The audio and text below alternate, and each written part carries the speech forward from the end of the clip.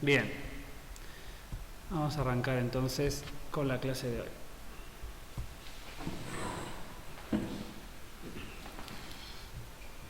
Bueno, en la clase pasada habíamos estado hablando de lo que era la parte de análisis dinámico y les había presentado lo que era la programación en cada aspectos y las cosas que podíamos hacer con aspectos. La idea es que dentro de un par de martes tengamos un tutorial específico de lo que es AspectJ y programación en cada aspecto, ¿sí? Y hoy lo que vamos a hacer es empezar a hablar de lo que es el testing, pero en el contexto del paradigma orientado a objetos, ¿sí? Principalmente vamos a arrancar hablando cómo afecta el paradigma a la idea de testing, cómo cada una de las cosas que nosotros vemos como algo positivo del paradigma, vinculación dinámica de código, principio de sustitución, cómo eso, cuando lo pensamos desde el punto de vista del testing, cómo afecta el proceso. Y hay un libro que es este libro, Testing Sistemas Orientados a Objetos, que lo que dice es no puede haber bugs sin programadores, pero el tipo de bugs que se producen va a estar relacionado directamente con el lenguaje que se usa. Es decir, quien produce el bug es el programador, es un error en el programador. Pero el tipo de bug que se va a producir va a estar muy relacionado con los lenguajes que se están utilizando. Y es de este libro que está en la biblioteca. Y acá lo que tenemos que hacer es hacer algunas definiciones. Decimos que un programa fue adecuadamente testeado si el testing tuvo un cubrimiento total de acuerdo a algún cierto criterio como los que hemos estado viendo. El testeo adecuado puede ser a nivel de especificación o de código, que sería caja negra o caja blanca, y a nivel de caja blanca se consideran 11 axiomas, 11 grandes verdades sobre el testing, ¿sí? Que vienen de este libro. Son 11 afirmaciones con las cuales todos deberíamos estar de acuerdo y ahora las vamos a ir viendo. Una es la de aplicabilidad. Aplicabilidad lo que dice es para cada programa existe un conjunto de test adecuado. Es decir, todo programa puede ser testeado adecuadamente. Esto es, yo puedo definir un conjunto de test y hacer un cubrimiento total en función de cierto criterio, ¿sí? Aplicabilidad no exhaustiva. Existe un programa P y un conjunto de test T, tal que P es adecuadamente testeado por T y T no es el test exhaustivo. Es decir, todo programa es testeable y puede ser testeable no por el conjunto completo de los parámetros de entrada, por dar un ejemplo. Es decir, el test exhaustivo no es una opción y puedo tener opciones que sean adecuadas. Si T es adecuado para P, de vuelta T es el conjunto de test y P es el programa, y T es un subconjunto de T', entonces T' es adecuado para P. Es decir, yo tengo un conjunto de test que es adecuado para un programa, y yo a ese conjunto de test le agrego cosas, sigue siendo adecuado para el programa. ¿Está bien? El conjunto vacío no es un conjunto de test adecuado para cualquier programa, es decir, tengo que hacer test. No hacer test, no, un T vacío no es adecuado. Todos estos axiomas, que de vuelta todos deberíamos estar de acuerdo que son grandes verdades, después vamos a ver qué pasa cuando empezamos a ver el paradigma orientado a objetos. Si P es un renombramiento de Q, entonces T es adecuado para P, si solo si T es adecuado para Q. Donde acá renombramiento es, yo agarro P, le cambio el nombre a alguna cosa y me resulta Q, ¿sí? Entonces, P y Q son sintácticamente iguales, o semánticamente iguales, lo único que cambié fue la sintaxis de las cosas. Si yo hago eso y T es adecuado para uno, T sigue siendo adecuado para otro. ¿Está bien? Para cada n existe un programa P, tal que P es adecuadamente testeado por un conjunto de tamaño n, pero no existe un conjunto de tamaño n-1. Esto es, si T es adecuado para P, yo de T puedo empezar a sacar cosas hasta cierto punto. Va a haber un punto, que es el n, donde el T va a ser adecuado, y si saco cualquier cosa, deja de ser adecuado. Es decir, hay un conjunto mínimo que es adecuado. Y si T es adecuado para P, entonces T provoca que cada sentencia ejecutable de P sea ejecutada. Recuerden cuando veíamos los criterios de cubrimiento, el primer criterio de cubrimiento que siempre veíamos, que por lo general era el más fácil de cubrir, no necesariamente el mejor, por lo menos aseguraba que todas las líneas de código eran ejecutadas, o por lo menos todas las alcanzables sean ejecutadas, ¿sí? Entonces, mínimamente, ese es el criterio de cubrimiento que yo tengo que respetar. Si dos programas son semánticamente equivalentes, un conjunto de test adecuado para uno no lo es para el otro. Esto es, yo tengo dos programas, P y Q. P y Q hacen lo mismo, pero están implementados de forma diferente, ¿sí? Entonces, lo que acá dice es, si vos tenés dos programas que hacen lo mismo, pero están implementados en forma diferente, un conjunto de test que es adecuado para uno, no necesariamente va a ser adecuado para el otro, ¿sí? Recuerden que acá estamos hablando de caja blanca. O sea que la funcionalidad es la misma, pero cómo están escritos es distinto. Exactamente.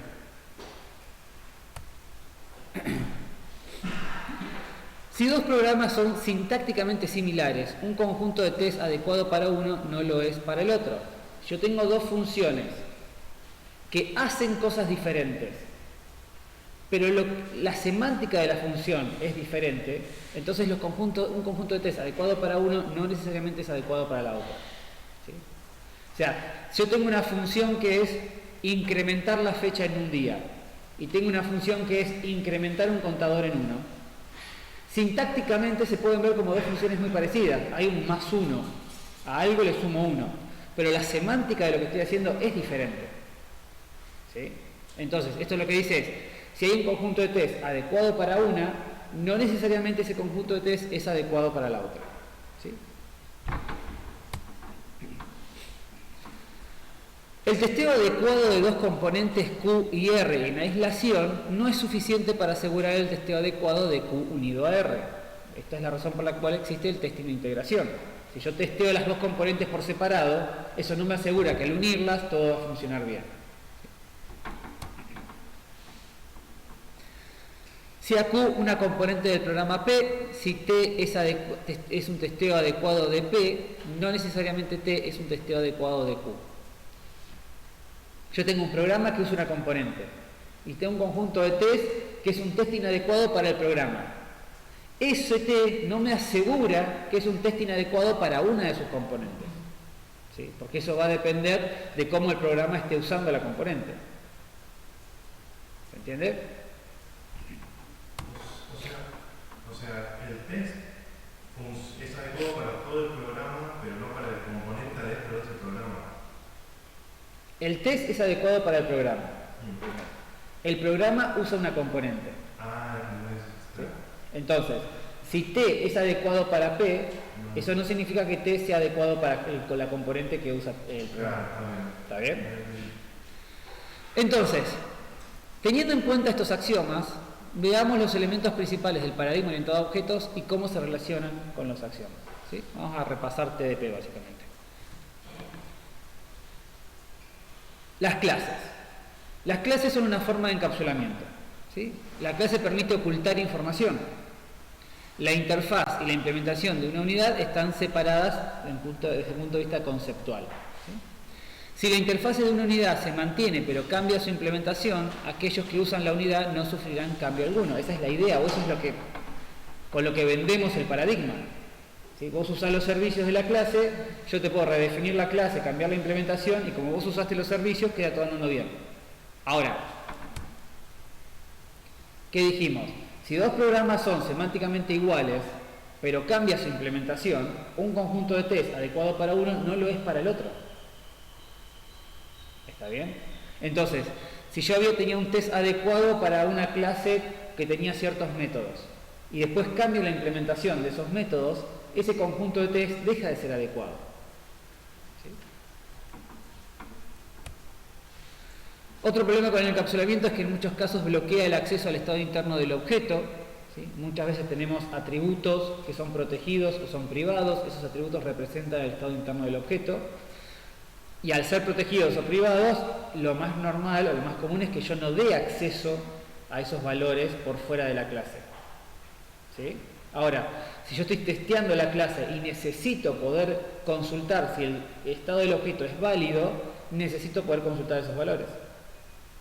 Eso me obliga a o insertar código dentro de la clase en los propios métodos que son públicos para controlar ese estado, o agregarle nuevos métodos a la clase para que desde afuera se puedan consultar esos estados.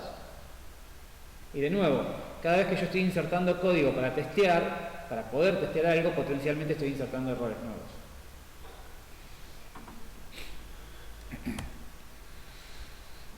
La herencia, por ejemplo. Las clases pueden reusar elementos de clases ancestros, así también pueden cambiar el comportamiento de métodos. Y obviamente hablamos acá de la redefinición de tipos. La herencia en sí es una forma de debilitar el encapsulamiento, ¿sí? Es como el tema de las variables globales. Una clase, en el fondo de una jerarquía de herencia, puede tener un único método con una única línea de código. Y desde el punto de vista de testing, uno puede decir, es muy fácil testear eso, porque tengo una clase con un método, con una línea de código que es una boludez. Ahora, por culpa de la herencia, esa clase que tiene un solo método, en realidad tiene 200 métodos. No los veo. ¿Sí? Ese es un problema también. Yo puedo tener la idea de que una clase es muy sencilla, porque veo la clase y está casi vacía, pero en realidad, por culpa de la herencia, estoy trayendo un montón de cosas que en realidad están dentro de la clase.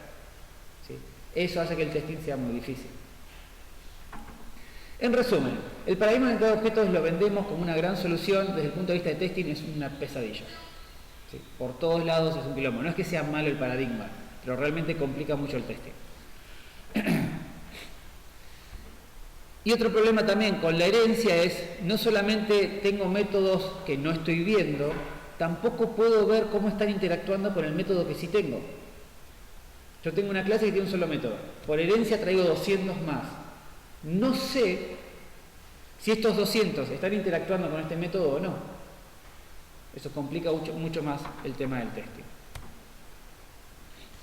Bueno, acá van apareciendo los axiomas que se van violando. Por ejemplo, yo tengo la clase C con J y con R. ¿Sí? Y tengo la clase D con A, con B y con C. Yo podría decir que J y R fueron testeados adecuadamente con respecto a C. Entonces yo tengo mi clase C, tengo J, tengo R, y fueron testeados adecuadamente en C. Ahora viene la clase D hereda JR, ¿sí? Pero no los modifica. Y tiene los métodos A, B y C. Uno estaría tentado de decir, bueno, si no los modifica, entonces como C fue testeada adecuadamente, C está todo bien y no la tengo que volver a testear. ¿Qué pasa con esto? Imagínense, J inicializa un contador en 0, R usa ese contador. De vuelta, D no está modificando a J y a R. Entonces nosotros asumimos que como estaban testeados bien, todo sigue funcionando bien. Ahora, en A podría cambiar la forma como se inicializa el contador. Y al cambiar la forma como se inicializa el contador, está afectando el comportamiento de R. Porque R en este punto, por ahí estaba asumiendo que el contador se inicializaba en 0. ¿Está? Entonces, tengo una clase C, la testé un año, es perfecta.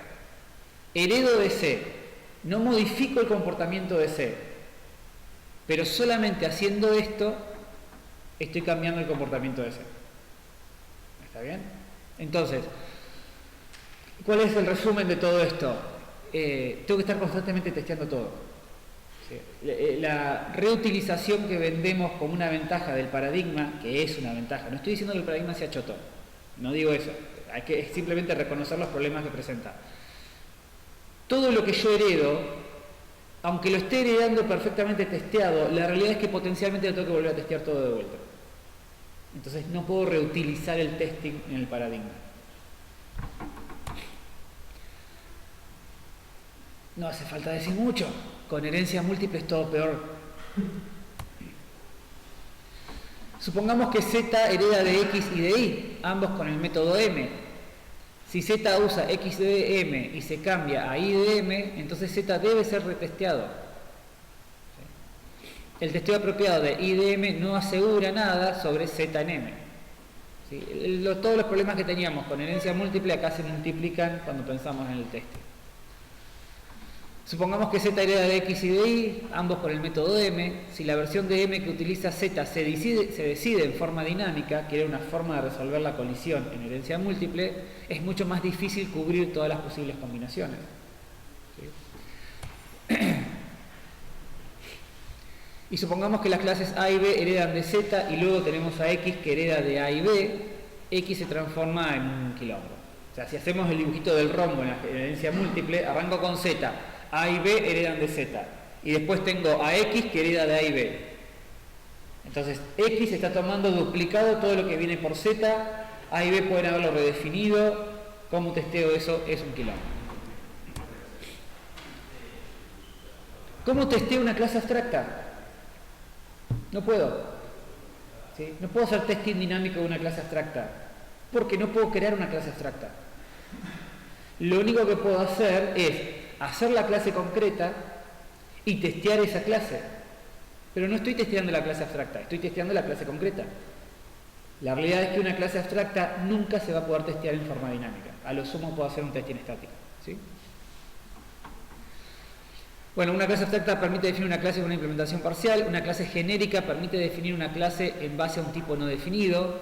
Ambos casos obviamente favorecen el reuso de clases y componentes, pero no las puedo testear. De vuelta, una clase genérica, una lista con un parámetro genérico, no la puedo testear a menos que instancie el parámetro genérico. Pero si yo tengo lista de x y la quiero testear, a lo sumo voy a testear lista de enteros o lista de caracteres. No tengo forma de testear lista de x. No dinámicamente porque no la puedo ejecutar, estoy obligado a instanciar eso. ¿Sí? Ambos casos no pueden ser testeados tal como son. En función de los axiomas que vimos, podemos decir que cada vez que instanciamos un parámetro genérico tenemos que volver a testear todo, y cada vez que hacemos concreta una clase abstracta tenemos que volver a testear todo. Y todo es todo. Si la clase abstracta tiene 10 métodos concretos y uno abstracto, cada vez que yo hago concreto ese método en una clase nueva, debería volver a testear los 11 métodos, porque potencialmente estos 10 métodos que antes no eran abstractos pueden estar usando un método abstracto. Entonces, al hacerlo concreto, darle una implementación, eso potencialmente está afectando el comportamiento de todo lo anterior. Debería volver a testearlo. Polimorfismo y vinculación dinámica de código. El polimorfismo es la capacidad de vincular a una referencia objetos de diferentes tipos. La vinculación dinámica de código nos permite en tiempo de ejecución cambiar la versión de una operación que se ejecuta. Esto es, desde el punto de vista de testing, hasta que yo no esté a punto de ejecutar la línea de código, no sé qué estoy ejecutando.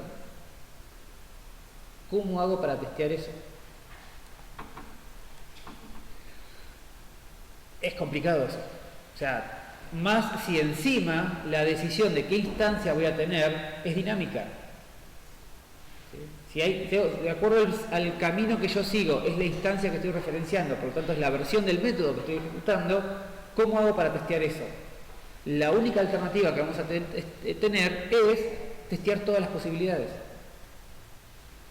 ¿Sí? Y aún así no termina siendo un buen testing, porque una de las cosas que decimos cuando hablamos del paradigma es: uno programa para resolver un problema ahora, pero deja todo preparado para el problema de mañana.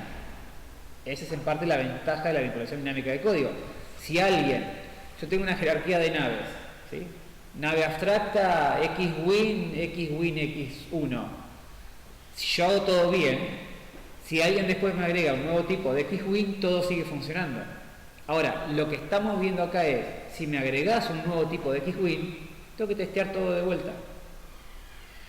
¿Sí? Ese es el problema. O sea, no lo había mencionado por incertidumbre en el polimorfismo, porque no sé qué voy ejecutando y no puedo planear o saber qué es lo que espero. Exactamente. Dentro del paradigma, los servicios que ofrece una clase son fundamentales. Obviamente todo es básicamente un montón de objetos pidiéndose servicios entre sí. En muchos casos existen restricciones sobre el orden en el cual se utilizan estos métodos. ¿Sí? El ejemplo que siempre vemos acá es, por ejemplo, una caja de ahorro. Para usar la caja de ahorro, primero hay que crearla, después hay que validarla, primero hay que hacer un depósito y después recién podés operar. ¿Sí? Muchas veces las clases que ofrecen servicios, esos servicios tienen asociados un orden, ¿sí? No podés desapilar si antes no apilaste algo. Y no podés apilar si antes no la creaste la pila. Entonces también de vuelta, ¿cómo podemos nosotros testear que el uso que se está dando de ese objeto esté respetando ese orden que estamos marcando? ¿Sí? A veces el orden es muy sencillo, pero a veces el orden puede ser mucho más complejo. Pero una pregunta, ¿ahí no va más con la responsabilidad que delegás al que use por ejemplo, la pila como cliente, digamos? Sí. El tema está si vos no podés enfatizar de alguna manera eso. ¿Está bien? Es decir, hay errores que vos podrías detectar en forma estática, hay errores que podrías detectar en forma dinámica. Vos decís, por ejemplo, con la pila, antes de desapilar, por lo menos tenés que haber apilado una vez. Y antes de apilar, tenés que tenerla creada. ¿Cómo vos diseñás tu sistema para enfatizar eso? Podrías manejar excepciones. Esa sería una manera. Hay otras formas de detectar esos errores y hay otras formas de hacerlo. ¿Sí?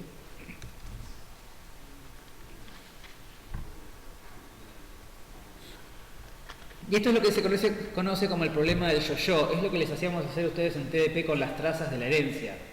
Que les hacíamos subir y bajar, haciendo trazas con el super, después bajaban de golpe y super.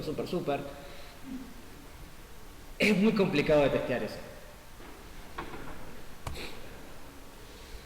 Y a partir de estos problemas se plantea en este libro de testing de sistemas orientados a objetos lo que es el manifiesto de testing orientado a objetos. Algunas cuestiones a tener en cuenta.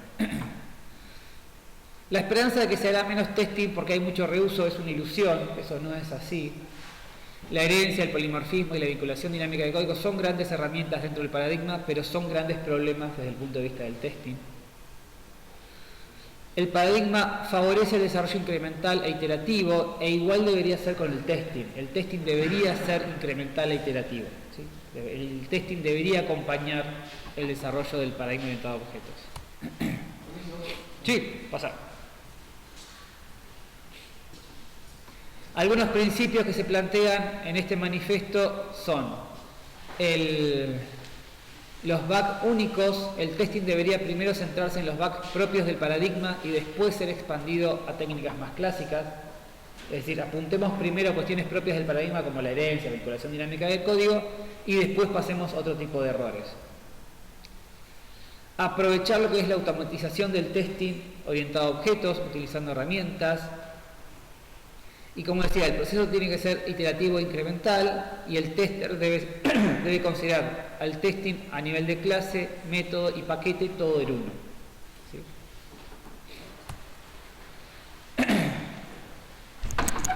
¿Cuáles son los errores propios del paradigma?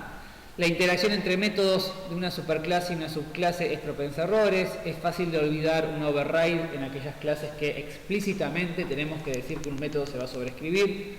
No es el caso de Java, sí es el caso de C++. ¿Sí? En C++, si yo quiero redefinir una operación, la redefinición solamente la puedo hacer si en la operación original se expuso esta palabra clave, override. Si no lo hago, no es un error. Si no lo hago, tengo dos versiones de la operación dando vuelta y eso con la herencia genera un quilombo raro. Si nunca lo probaron, pruébenlo. Una subclase puede fácilmente violar el contrato de una superclase si el diseño no es cuidadoso, el tema de precondiciones, invariantes, aserciones. El problema del yo-yo, esta ida y vuelta, si alguien debería haber puesto super y no puso super, en vez de subir, baja de golpe en la jerarquía de herencia.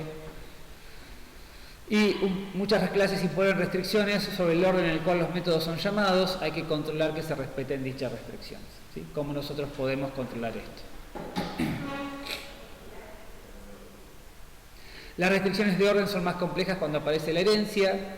Una clase genérica instanciada con un parámetro genérico con el cual nunca se testeó es lo mismo que una clase sin testear. De vuelta, yo tengo lista de X y usé lista de enteros, lista de caracteres y ahí lo testeé, pero si después hago lista de persona, eso es una clase nueva. El haber testeado lista de enteros no me asegura que lista de personas funcione bien. Los controles de multiplicidad con las relaciones no son triviales y el paradigma favorece la descentralización. El paradigma favorece tener muchos métodos cortitos interactuando entre sí. Eso hace que haya mucha comunicación y es muy propenso a errores en la comunicación. Lo que se recomienda es aprovechar la automatización, automatizar lo más que se pueda el testing. En muchos casos, para automatizar el testing hace falta agregar métodos a las clases. En particular, si queremos consultar el estado interno de un objeto que es protegido o privado, la única forma de hacerlo es agregando métodos extras. Las dependencias en el código pueden obligar o demorar el inicio del testing, aun cuando utilizamos stubs o los drivers, aprovechar los stubs o los drivers para hacer testing y aprovechar lo que es el diseño por contrato, ¿sí? Aprovechando las aserciones, la pre y las post condiciones. Eso nos va a dar más confianza en nuestro código. Aunque la clase sea la menor unidad dentro del paradigma, probablemente sea más útil hablar de test de unidad a nivel de grupos de clases. Los chequeos tipo walkthrough suelen no ser útiles en el paradigma porque, de vuelta, hay mucha interacción. En el paradigma solemos terminar teniendo muchos métodos cortitos, entonces hacer una revisión de código no tiene mucho sentido acá, ¿sí? Porque hay que ir y volver de vuelta, hay que dar muchas vueltas por culpa del paradigma. Y esto que lo puse yo, aclarar las cosas con los creyentes de la Iglesia de la Santa Solución del Orientado a Objetos, es simplemente decir que esta no es una crítica al paradigma. El paradigma es bueno. Lo único que yo pretendo de esto es reconocer los problemas desde el punto de vista de testing.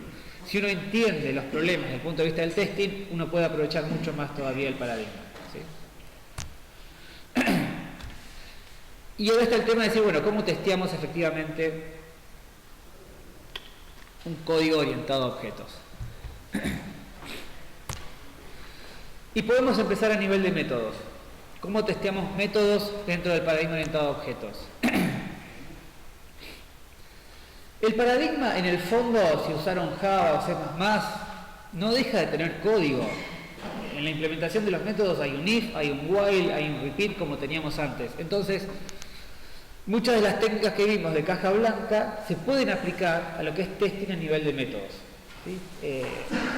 Hasta se aplican mucho más fácil porque los métodos son mucho más sencillos. Entonces, todas esas técnicas que vimos antes se pueden seguir aplicando acá. Podemos hablar de grafos de flujo de control, podemos hablar de flujo de datos, todo eso son técnicas aplicables a la implementación de un método.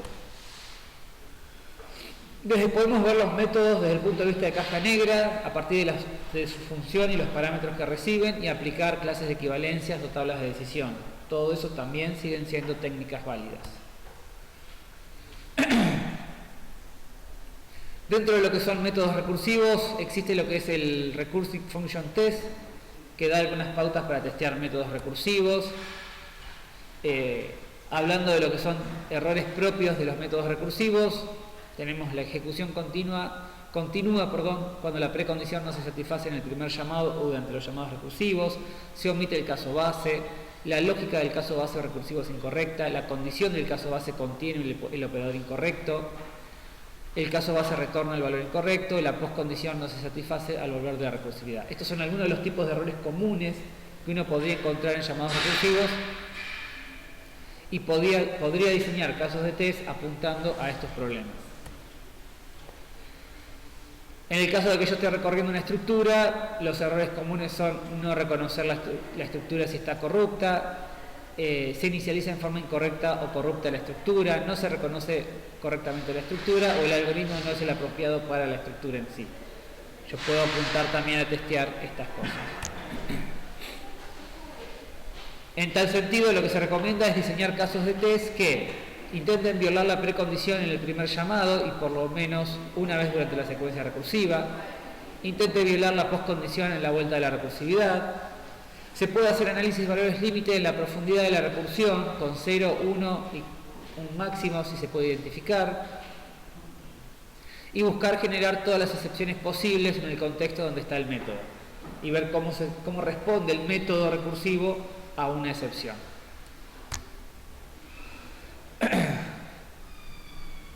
Dentro del nivel de métodos también tenemos lo que se llama el Polymorphic Message Test, ¿Qué pasa si yo tengo algo de este estilo?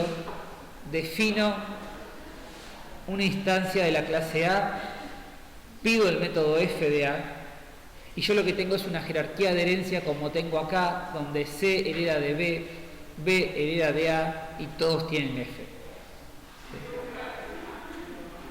La realidad es que si yo quisiera testear este método, no tengo forma de saber a quién estoy referenciando en forma dinámica. Entonces, ¿cómo hago para testear esto? Esta técnica lo que sugiere, y me duele en el alma tener que hacerlo, es usar el instance of. Una forma de medir cubrimiento es explícitamente, ¿sí?, controlar todas las versiones de F. ¿Sí? Si yo este código lo planteo de esta manera, yo esto lo puedo analizar con un grafo de flujo de control. Y el grafo de flujo de control me va a obligar a pasar por cada una de estas condicionales. Y ahora sí, si yo paso por cada uno de estos condicionales, me voy a asegurar de estar testeando todas las versiones de F. ¿Sí? ¿Cuál es el problema de esto? Si aparece una nueva versión de F dando vuelta, tengo que venir y tengo que modificar esto. Y obviamente es mucha modificación de código para un método muy sencillo. Esto es muy propenso a errores. Pero la realidad es esa. Si yo quiero asegurarme de testear todas las versiones de F, explícitamente lo tengo que hacer.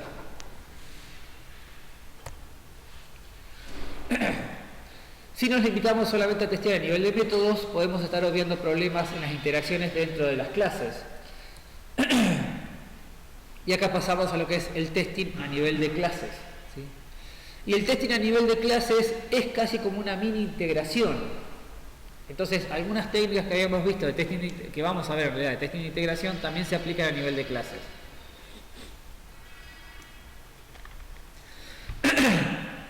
Esto es, una vez que yo testee los métodos, quiero testear que la clase, como una integración de métodos, funcione bien. Y acá lo que se presentan son dos alternativas, que son más que nada un testing de primera instancia, es decir, que no haya errores groseros. Y acá se presenta lo que se llama el small pop y el alpha omega cycle. El small pop es una integración Big Bang, pero a nivel de clase. Se escribe la clase completa y cuando se termina se hace un driver para hacer un test general de la misma. ¿Sí? Esto sirve si la clase es simple, si los servidores que la clase usa deben ser estables, los elementos heredados deben ser estables y hay poca interacción dentro de la clase. ¿Sí? Si yo tengo este contexto, puedo hacer una especie de este small pop que es junto todo y hago algunas pruebas para ver si funciona bien. El alfa omega es un poco más complejo. Alfa y omega representan dos estados asociados a la vida de un objeto. Alfa es el estado en el que se está antes de la creación del objeto y omega es el estado en el que se está después de la creación de la destrucción del objeto.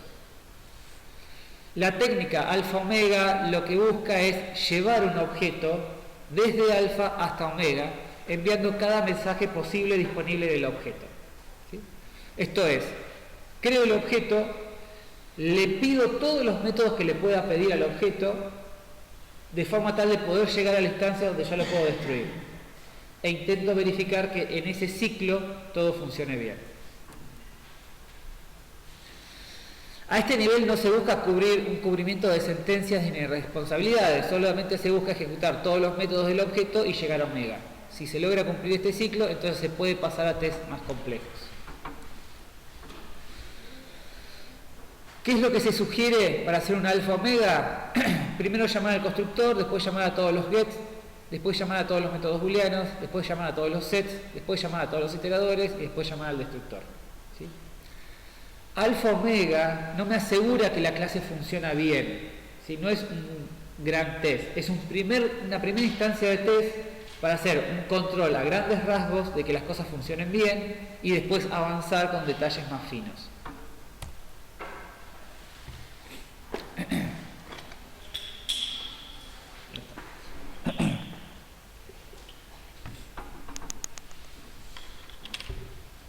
Hay algunos problemas propios del paradigma que no son exclusivos del testing. como es el tema de cálculos de métrica o serialización. Si yo quiero de vuelta serializar una clase, un objeto, los mismos problemas que tenemos en testing los tenemos acá. Yo tengo que guardar la información de un objeto y yo miro la clase y tiene un solo atributo, que es un entero. Puedo llegar a decir, qué fácil que es de guardar eso, pero por herencia puedo tener 500 atributos más, muchos más complejos, ¿sí? Cuando hablamos de herencia, recordemos que hay tres tipos de herencias, o tres tipos de uso de herencia. La extensión, me traigo todo lo que heredo; la sobreescritura, cambio la implementación de lo que heredo; y la especialización, agrego cosas nuevas. Y recordemos lo que era el principio de sustitución que veíamos en TDP. Si ese es un subtipo de T, entonces los objetos de tipo T pueden ser sustituidos por objetos de tipo S sin alterar ninguna de las propiedades deseables del sistema, ¿sí? Esto es, yo defino algo de tipo nave. El principio de sustitución dice que yo puedo sacar esa nave y poner cualquier otra cosa que hereda de nave y todo tiene que seguir funcionando igual, ¿sí? Esto tiene que ver con lo que decíamos antes del manifiesto del testing. Entonces, ¿cuáles son los bugs más comunes relacionados a la herencia? La incorrecta inicialización de atributos, la vinculación incorrecta por un mal entendimiento de las reglas de alcance cuando yo llamo operaciones, no hacer explícito que un método se va a sobreescribir en el caso donde lo tenga que hacer. Un atributo público de una superclase es visto por la subclase y modificado directamente. Una subclase está incorrectamente ubicada dentro de una jerarquía de clase. Una subclase no acepta todos los mensajes que su superclase acepta, o la subclase deja el objeto en un estado inválido con respecto a la superclase. Esto es, no está respetando las aserciones. La subclase computa valores que no son válidos con respecto al invariante de la subclase. Hay mucha herencia más mucha profundidad, y una subclase modifica el dominio de una operación. Estos son algunos de los errores comunes que pueden llegar a aparecer en la herencia, a los cuales deberíamos apuntarle cuando hacemos testing. Abusar de la herencia como una forma de compartir código, y una subclase hereda métodos que son inapropiados para la clase, nunca los va a utilizar, pero igual están disponibles, ¿sí? Yo tengo una clase que necesita una pila para guardar cosas y lo que hace es heredar de pila. Sirve porque heredo de pila, entonces tengo la pila, pero como estoy heredando de pila, a su vez estoy exponiendo en mi clase todos los atributos, todos los métodos propios de la pila. Ese sería el caso de una FAT interface. Eso también sería en contra del principio de segregación de interfaz, ¿no? Sí. Y una técnica que aparece mucho, es muy completa, no se usa mucho pero se menciona mucho, es lo que se conoce como clase aplanada. Una clase aplanada es una clase que hace explícito todo lo que hereda, ¿sí? Yo puedo tener C que hereda de D y D hereda de A. Por la herencia, C tiene muchas cosas que yo no las veo en C. En muchos casos hay muchas técnicas de testing que lo que hace es decir, bueno, hace C una clase aplanada. Y eso lo que hace es comprimir todo en C. En vez de tener la herencia, imagínense que no tienen la herencia y C tiene todo. C se transforma en una clase aplanada. Entonces, yo puedo tener A con estos métodos, B con estos métodos, C con estos métodos. Si yo voy a ver C, solamente lo que veo es esto, pero la realidad es que C también contiene todo esto. Aplanar C implica hacer una nueva clase donde todo está explícito dentro de C. Perdón. Esto puede parecer fácil de hacer, pero en realidad es muy complicado cuando empezamos a tener redefinición de métodos, ¿sí? Recuerden, o cuando tenemos métodos privados, solemos decir erróneamente que los métodos privados no se heredan. La realidad es que los métodos privados sí se heredan. No se ven, pero están presentes, ¿sí? Si yo tengo este caso acá, A es público, C es privado. Uno estaría tentado de decir, a nivel de la clase C, el método privado C no está. Pero si A usa C y yo estoy heredando A, cuando yo lo llame acá, A va a seguir usando C. ¿Y por qué lo puede usar? Porque C está. Yo heredo todo, lo que cambio es si lo puedo ver o no. Entonces, cuando hago la clase aplanada, este C privado también debería estar. Eso da lugar a todo un algoritmo de cómo aplanar una clase. Y en algunos casos, si yo quiero hacer un buen testing, no tengo otra opción que aplanar la clase. La forma como aplanamos va a depender mucho del lenguaje que estamos usando. En el caso de Java, recuerden que a nivel de visibilidad en Java tenemos 4 modificadores: público, privado, protegido y paquete. Paquete es cuando no escribimos visibilidad, ¿sí? Si yo no pongo ninguna visibilidad, es esta visibilidad que es paquete.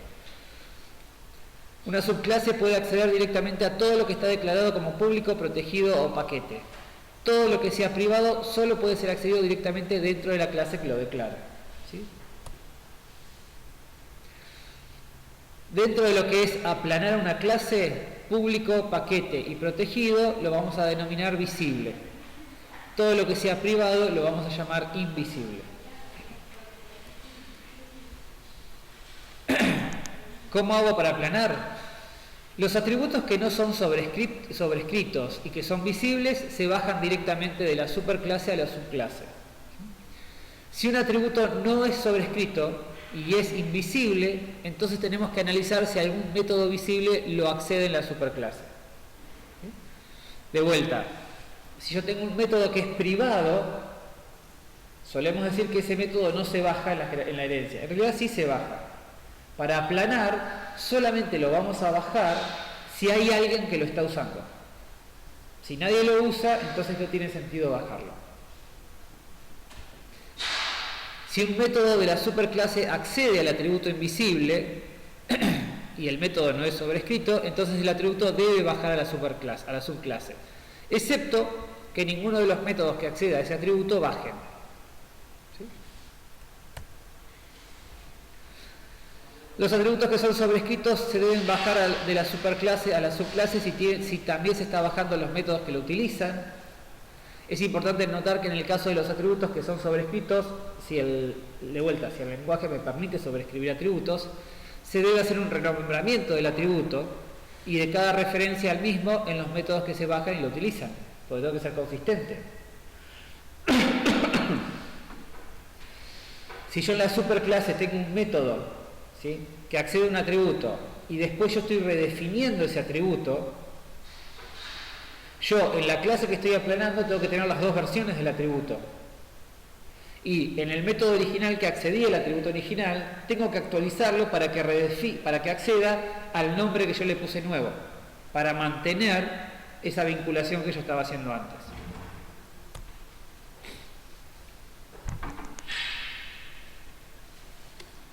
El único caso donde no se baja un atributo es cuando es invisible y no es utilizado por métodos que se bajan. ¿Sí? Es decir, cuando todo su uso queda restringido a la clase en la superclase. Esto es bastante complejo, hay algunas herramientas que permitan crear clases aplanadas. Y esto mismo pasa con los métodos. Lo bueno de yo poder crear una clase aplanada es que puedo testear esa clase y al mismo tiempo estoy testeando toda la jerarquía de herencia.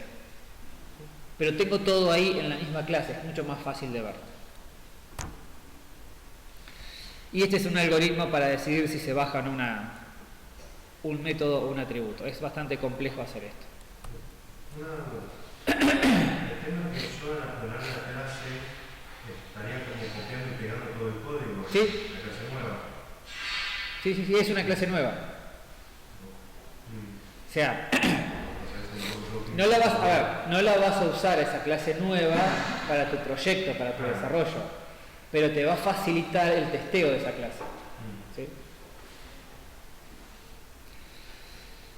Esto hace que muchas veces se pueda hablar de lo que es el scope, el alcance de las cosas, el alcance de un método, el alcance de una variable, de una clase, y se diferencia lo que es el alcance a nivel de clase y el alcance a nivel de clase aplanada.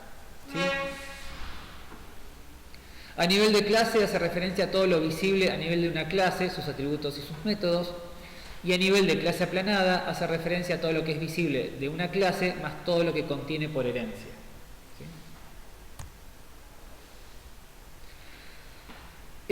Siguiendo lo que es testing a nivel de clases, algunas clases pueden aceptar un mensaje en cualquier momento, bajo cualquier estado. Sin embargo, existen clases que imponen restricciones sobre cuándo pueden recibir ciertos mensajes, un poco lo que hablábamos del ejemplo de la pila.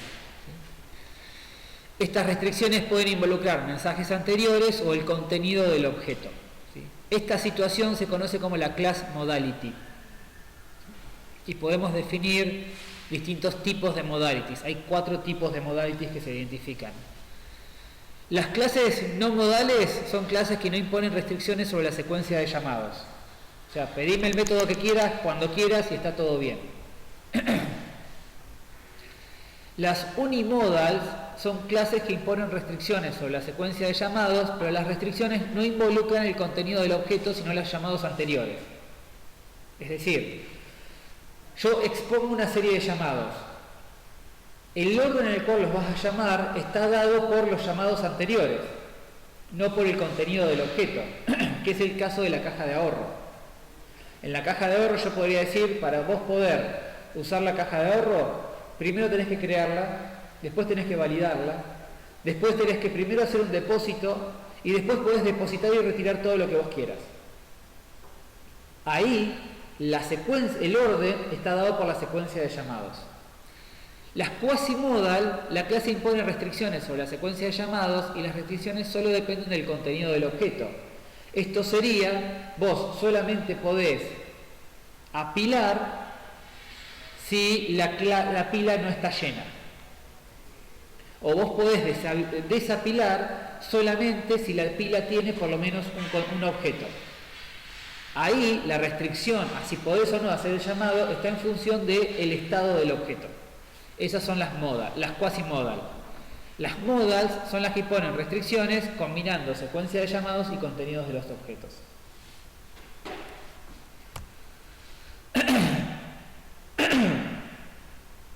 ¿Cómo testeamos las non-modals? Testear una clase que no impone restricciones sobre la secuencia de llamados implica decir, bueno, ¿cómo seleccionamos secuencias de llamados que puedan revelar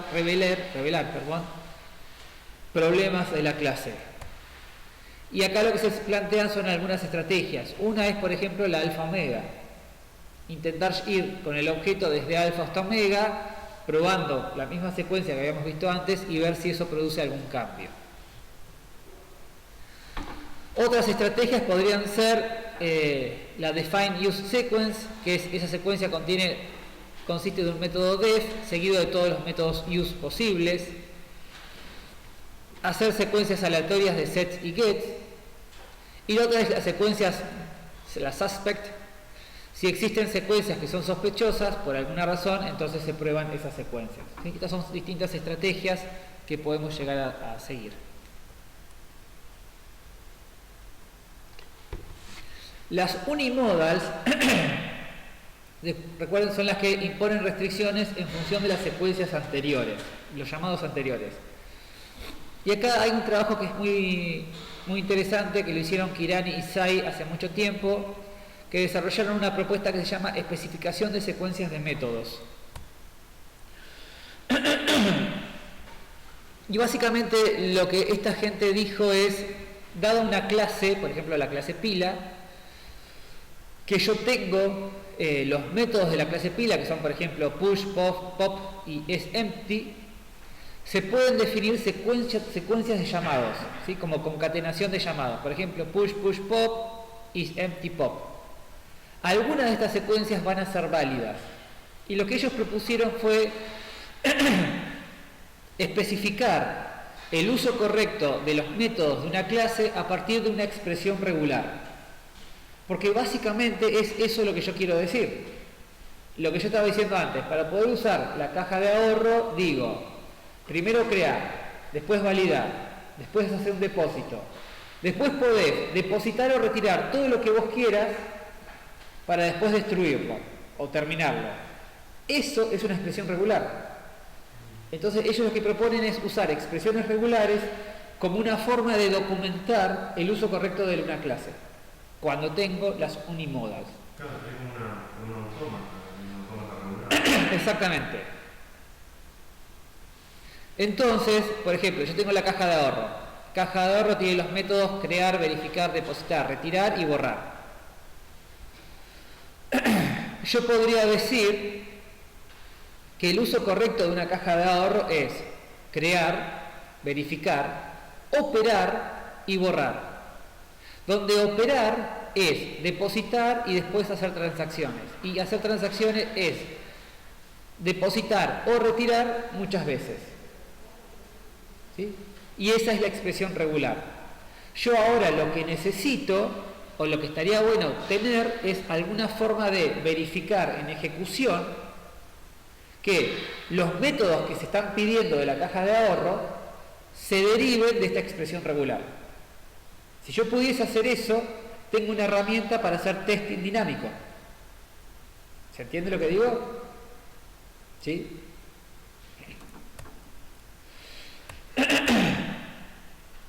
Esa herramienta existe y la hicimos nosotros. Se llama Tapir. Que lo vamos a ver, es un tutorial cortito porque es una herramienta muy chiquita, pero fue desarrollada por nosotros. Tapir es un framework que se basa en programación orientada a aspectos y en esta técnica que presentábamos recién de expresiones regulares. Lo que hace Tapir es, ustedes definen la expresión regular asociada a su clase y el framework lo que hace con aspectos es ver todos los llamados que están haciendo a sus clases. Y con cada llamado que ustedes van haciendo, el framework va creando una secuencia, una cadena. Y constantemente está diciendo, bueno, esta cadena que yo tengo, ¿se deriva de la expresión regular que vos me dijiste? Si la respuesta es sí, quiere decir que el uso es correcto. Si la respuesta es no, quiere decir que hicieron un uso que no se corresponde con la expresión regular. Por lo tanto, lo detecta como un error. ¿Sí? Eso...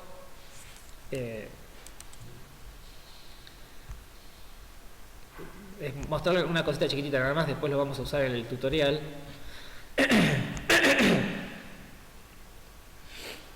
No vamos a revolucionar el mercado del desarrollo de software con esto, pero la verdad que quedó algo lindo y a mí me gusta.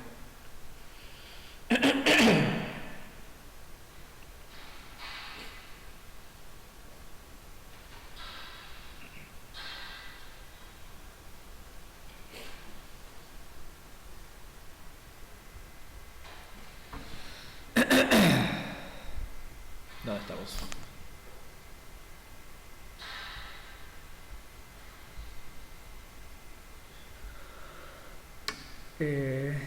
Esto, por ejemplo, es un proyecto de TDP que estamos usando como prueba para aplicar lo que es el framework.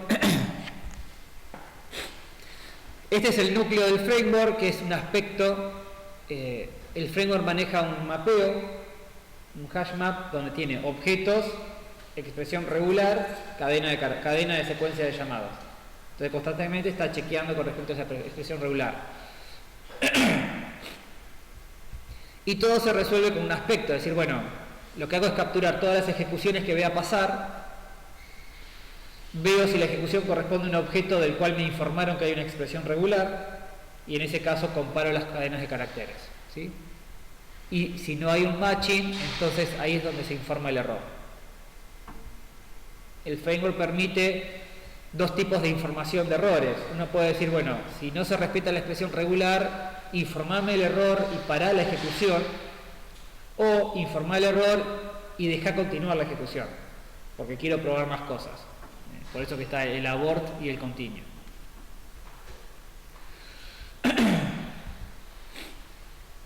Y lo que tiene que hacer el programador que quiere usar el framework es, se baja el framework, que son estos 3 archivos, lo integra con aspectos a su proyecto, y lo único que tiene que hacer es decir, establecer un mapeo de métodos a símbolos. En este caso estoy testeando la clase Player Interaction Manager, que tiene estos 3 métodos: el Start Move, Stop Move y el Shoot. Entonces dice, bueno, para simplificar, esto es A, esto es B y esto es X. Y esta es la expresión regular que define el buen uso de la clase. O sea, cualquier objeto o instancia de esta clase en el uso de los métodos se tiene que comportar de esta manera. Y una vez que se registra esta expresión regular, la persona empieza a usar el project, la aplicación, y constantemente se está haciendo este control. Y esto soporta múltiples expresiones regulares para múltiples clases. Por ejemplo, este es para la clase enemigo, hay dos métodos, takes damage y drop power up. Acá lo que estamos diciendo es, el enemigo puede tomar mucho damage y al final termina alargando un power up. Y esta es más compleja, que es la GUI del game. El juego se inicializa la barra de vida, se inicializa el score, se dispara, se cambia de nivel y se para el nivel.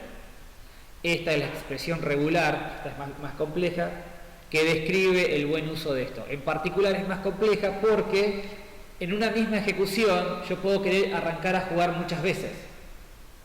O sea, yo juego, me matan, arranco a jugar de vuelta, me matan, arranco a jugar de vuelta, me matan.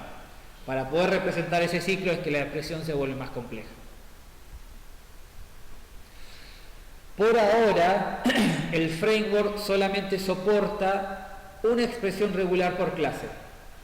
O sea, clase enemigo, clase jugador, clase torre, cada una con su expresión regular. La nueva versión que estamos haciendo ahora soporta todo esto más expresiones regulares que combinen distintas clases. Porque yo puedo querer decir, primero tenés que hacer esto de esta clase, después tenés que hacer esto otro de esta otra clase y terminás con esto otro de esta otra clase. Eso por ahora no se puede expresar acá, le estamos trabajando para que se pueda hacer. El framework está disponible, tiene su página web, lo pueden bajar y lo pueden probar si quieren, no hay ningún problema. Y también está abierto si alguien quiere hacer una tesis extendiendo este producto, se puede hacer porque hay más cosas para hacer. Las quasi-modals son aquellas que la secuencia de llamados depende del contenido del objeto. Y acá, si depende del contenido del objeto, es muy probable que estemos hablando de estados. Por lo tanto, los diagramas, los grafos de estados son una buena forma de representar el comportamiento de la clase y usarlos como herramienta para hacer testing. ¿Sí?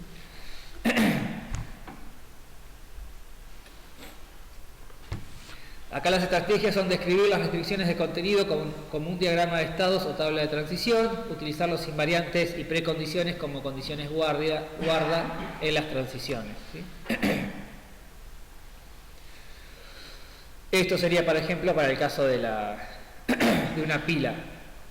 Poder hacer la transición de alfa a omega a través de estados, donde los estados están asociados a los contenidos, y las transiciones son los métodos con sus precondiciones y sus invariantes. Y puedo usar, por ejemplo, tabla de transición de estados para hacer todas las pruebas.